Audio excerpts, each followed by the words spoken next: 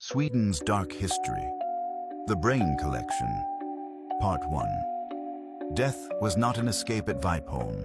It was merely the point where the state maximized your biological value.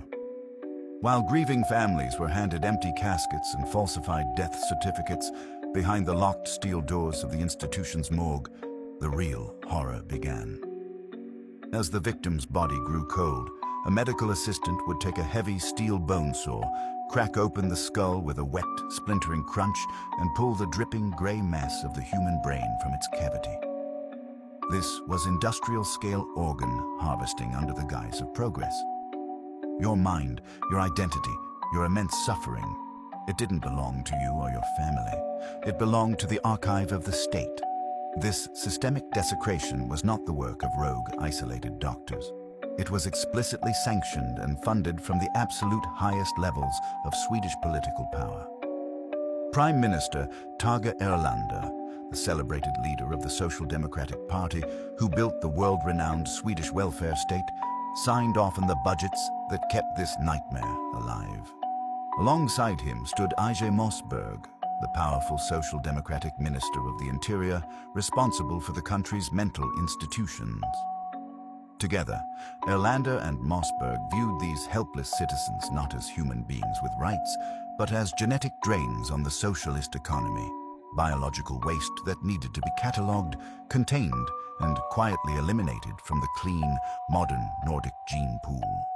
The bureaucratic machinery was driven directly by Axel Höjer, the Director General of the Royal Medical Board and a staunch, prominent social democrat. Höjer, a revered pioneer of Swedish public health, used his immense political authority to turn Vipholm into a human laboratory.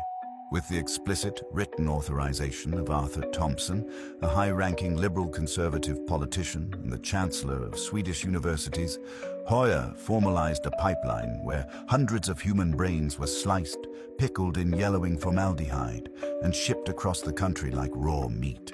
These institutional leaders normalized the complete dehumanization of the vulnerable, converting state universities into clearinghouses for stolen human organs. The stolen brains were delivered directly to Torsten Sjögren at the State Institute for Race Biology in Uppsala. Sjögren was the hand-picked successor to Herman Lundborg, a fanatical eugenicist with deep sympathies toward the political right and German Nazi organizations. Sjögren worked closely with Gunnar Dahlberg, a politically left-leaning state geneticist who weaponized eugenics under a modern scientific veneer. Regardless of their party lines, these race hygienists used state funds provided by the Social Democratic government to find the physical, biological mark of what they called idiocy. They were desperate to provide the scientific justification needed to prove that these crying, terrified children with Down syndrome were a subhuman subspecies that justified systemic elimination. For decades, thousands of these glass jars sat in pitch-black basement shelves, hidden from the world. But the crime didn't end when the jars were filled. The true sickness lies in how modern Sweden reacted when the secret finally leaked out. Next time, Part 2.